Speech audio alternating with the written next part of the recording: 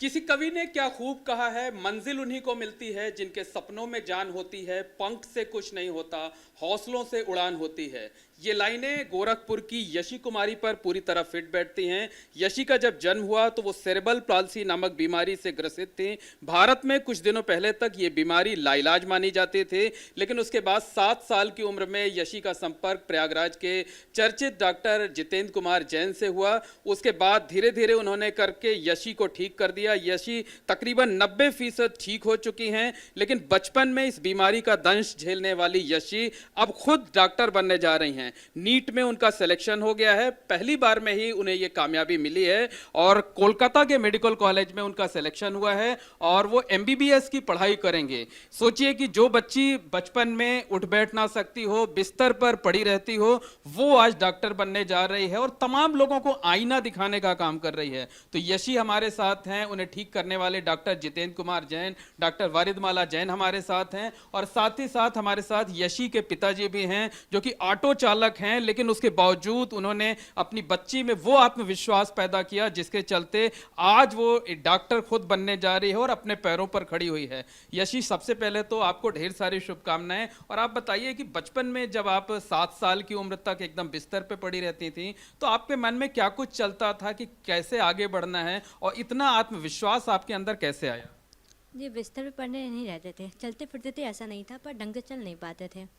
तो मुझे कुछ समझ में आता नहीं था, लेकिन उस समय हम डॉक्टर्स के पास जाते थे तो मुझे अच्छा लगता था डॉक्टर्स देखने, और जैसे वो सेवा करते थे लोगों का, तो मुझे मतलब था कि मुझे डॉक्टर ही बनना है। उस समय से, बचपन से ही था।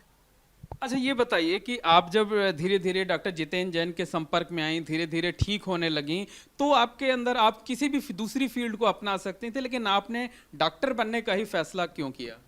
मुझे बचपन से ही डॉक्टर, मैंने बताया ना कि हम सेवा भावना से बहुत ज़्यादा अट्रैक्ट होते थे, तो मुझे डॉक्टर ही बनना था बचपन से, बस मेरे दिमाग में बैठ गया था। अब जो छोटे बच्चे के दिमाग में बैठ जाता है वो रहता है। ऐसा पागलपन था कि नहीं, मुझे डॉक्टर बनना, लोगों की सेवा करनी है बस।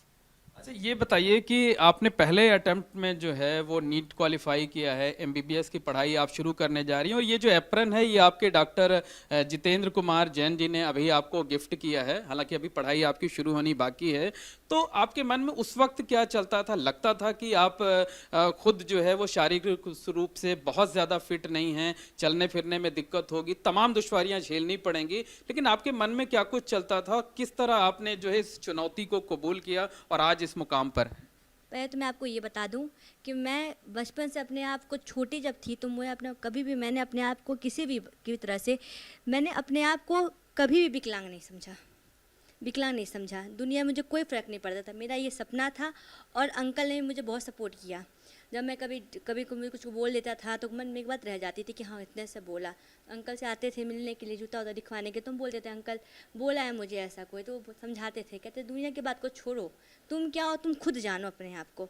उन्हें हमेशा एक गार्जियन की तरह, एक पिता की तरह मुझे सपोर्ट किया, हेल्प किया, हमेशा मोटिवेट किया। तो मतलब आपने इसे एक चुनौती के तौर पे, चैलेंज के तौर पे लिया, उसको एक्सेप्ट किया? लोगों ने मुझे बोला कि तुम नहीं कर सकती हो यार। मतलब हम क्यों नहीं कर सकते, मुझे प्रूव करना था, हम कर सकते हैं। लोग गलत हैं, हम क्या कर सकते हैं ये मुझे पता होना चाहिए। लोग नहीं डिसाइड, दुनिया में कोई नहीं होता ये बताने वाला मुझे कि हम क्या कर सकते हैं। लोग मुझे तुम बैंकिंग में चले जाओ, ठीक है, फिर तुम चलने वाला काम ना करो, बिकॉज तुम चला नहीं जाता, दिक्कत होती है तुम्हें बहुत ज़्यादा। फिर लोग बोला कि तुम चल के दौड़ कैसे, बहुत से डॉक्टर्स में दिक्कत होती है। हम लोग नहीं, मेरा प्रॉब्लम है, हम खुद डील करेंगे, हम चल लेंगे, अगर हम चाहेंगे तो चल लेंगे। मैंने कभी भी हम कभी अपने सपने को सेक्रीफाइस नहीं किए, कभी नहीं किए, बिकॉज सपना देखने का हक हर इंसान को होता है। और मैंने मेहनत भी किया उस सपने को पूरा करने के लिए, और मैंने कभी भी अपने हाथ पैर को मैंने कभी उसको रास्ते में आने ही नहीं दिया। मतलब कमजोरी नहीं उसको? नहीं नहीं, ये मेरी कमजोरी नहीं है, मेरी ताकत है और ये मेरी पहचान है।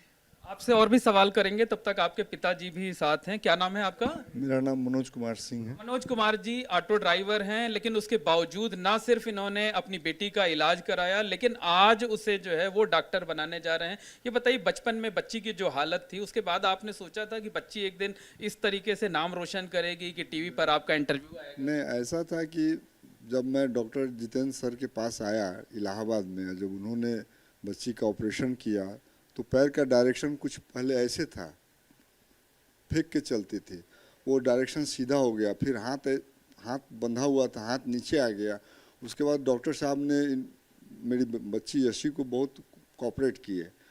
तुमको तुम्हारे लिए केजीएमयू है, वो यही बोलते थे कि तुमको उसी में जाना है, और बहुत सारे तुम्हारे लिए मेडिकल कॉलेज है, तुम उसके लायक। डॉक्टर साहब ने हौसला दिया, लेकिन परिवार के लोग क्या सोचते थे? परिवार के लोगों को ये विश्वास था कि यशी एक दिन इतने सफल हो? देखिए, परिवार के लोग का मेरे साथ अच्छा बिहेव भी है, और ऊपर ऊपर तो हर परिवार के लोग कोऑपरेट करते हैं, लेकिन जहाँ मामला आता है माने कोई खुशी का, तो उसमें उन लोगों को थोड़ा आगे पीछे हो जाते हैं। मैंने पैसा लगाया नहीं था तब भी लगाया, था तब भी लगाया, जहाँ मेरे पढ़ने का। समझा जा सकता है कि आपने किस तरीके से संघर्ष किया होगा। डॉक्टर जितेंद्र कुमार जैन जी हैं, इनसे बात कर लेते हैं। डॉक्टर साहब, जब यशी आपके पास आई थी 7 साल की उम्र में, तो इनकी क्या कंडीशन थी, और क्या आपको तब लगा था, हालांकि आप तो अब तक सैकड़ों बच्चों को ठीक कर चुके हैं, विदेशों के बच्चों को भी ठीक कर चुके हैं, लेकिन क्या तब आपने सोचा था कि यशी एक दिन इस तरह से बनेगी, इस तरीके से आपका नाम रोशन करेगी? देखिए, जहाँ तक ऐसी की बात है, जो फर्स्ट डे दिखाने आई थी तभी मेरे को लगा था कि बहुत ही इंटेलिजेंट है बच्ची, उसमें कोई दो राय नहीं था, शुरू से नहीं था। हाँ, बात अलग है कि डिस्टोनिक सेरेब्रल पाल्सी अपने आप में थोड़ा सा मुश्किल काम होता है, क्योंकि डिस्टोनिया में बॉडी का, शरीर का कंट्रोल, नियंत्रण नहीं रहता है। स्पास्टिक सेरेब्रल पाल्सी टाइट है, हाथ पैर तिरछे हैं, चलो एक चीज़ अलग है। डिस्टोनिक सेरेब्रल पाल्सी में जो कंट्रोल नहीं होता है, तो वो सबसे बड़ा होता है। एक ही चीज़ था कि एक हाथ एक पैर इसका अफेक्टेड था, दूसरा पैर इसका वो सपोर्ट करके चल लेती थी। लेकिन अक्सर जब भी वो आती थी, आकर के हर चीज़ें हमें बताती थी कि किसी ने क्या बोला, कैसे बोला, क्या बोला। तो ऐसे बच्चों का काउंसलिंग होना बहुत ज़रूरी होता है, उनको गाइड करना ज़रूरी है कि आपको क्या देखना है, किन चीज़ों को इग्नोर करना है। उन चीज़ों के बारे में हर बार इसको प्रेस करता था, वो ये दिमाग में इसमें बैठ गया कि मेरे को कुछ करके दिखाना, कुछ भी को लोग बोले रहे, मेरे को कोई फर्क नहीं पड़ना चाहिए। बिल्कुल कहा जा सकता है कि आपने हौसला बढ़ाया होगा, लेकिन इस बच्ची के अंदर जो आत्मविश्वास है, वो इतना आत्मविश्वास बचपन से था या आपने जो काउंसलिंग की ये उसका असर है? देखिए, वो खुद का अपना होता है, केवल रास्ता दिखाने की ज़रूरत है। और जहाँ तक रास्ता दिखाने की ज़रूरत है, मेरे को नहीं लगता है कि आज 12 साल हो गया है, 2-3-4 महीने से बात ना हुई हो। 2-3-4 महीने पे एक बार ज़रूर उसका फ़ोन आ ही जाता है, और अक्सर कभी कभी रेगुलर लगातार फ़ोन आता रहता है, जब तक उसको पूरा सोल्यूशन मिल नहीं जाता है। तो ये किसी ना किसी परिवार में या बाहर के किसी सदस्य का एक कॉन्फिडेंस लेवल उसको, हर बच्चे को चाहिए होता है। वो डॉक्टर हो सकता है, वो काउंसलर हो सकता है, वो घर का कोई फैमिली मेम्बर हो सकता है। इसके फादर का भी बहुत सपोर्ट था। फादर ने कभी इसको कभी कोसा नहीं कि तुमको ये प्रॉब्लम हो गई, ऐसे हो गई। और हर बार मैं यही बोलता था कि तुमको बेहतर होना है और आगे तुम डॉक्टर बन सकते। इसका एम था, इसका एक इच्छा थी। और इसने ये भी सोचा था कि जब मैं पहली बार किसी से अप्रैल लूँगी तो मैं डॉक्टर जैन से लूँगी, अंकल से लूँगी, और इसीलिए मैंने इसको दिया है। ये इसीलिए इलाहाबाद आई गोरखपुर से। डॉक्टर वरिदमाला भी हमारे साथ हैं। डॉक्टर साहब, ये बताइए कि ये जो यशी को आज सफलता मिली हुई है, लगता है कि सेरेब्रल पाल्सी से या दूसरी बीमारियों से जो बच्चे ग्रसित होते हैं, वो खुद को हीन भावना खुद के मन में ना पालें, आत्मविश्वास अगर उनके अंदर है, तो वो यशी जैसी सफलता पा सकते हैं? बिल्कुल पा सकते हैं। सबसे बड़ी चीज़ तो आत्मविश्वास है, और उसके बाद दूसरे नंबर पे फैमिली का सपोर्ट, और तीसरे नंबर पे समाज का सपोर्ट। लेकिन देखिए, समाज हर जगह एक जैसा नहीं होता, हर तरह के लोग होते हैं। तो ये फिर उस केस में फैमिली का, और जो लोग भी पास में हैं बच्चे के, जो उसके जो भला चाहते हैं, उनका ये एक फ़र्ज़ बन जाता है कि उसको, बच्चे को सपोर्ट करें, उसको इतना सपोर्ट। अगर बच्चे को सपोर्ट किया जाए तो दूसरे बच्चे भी यशी जैसे बन सकते हैं। बिल्कुल बन सकते हैं। ये बहुत बड़ी एक भ्रांति है।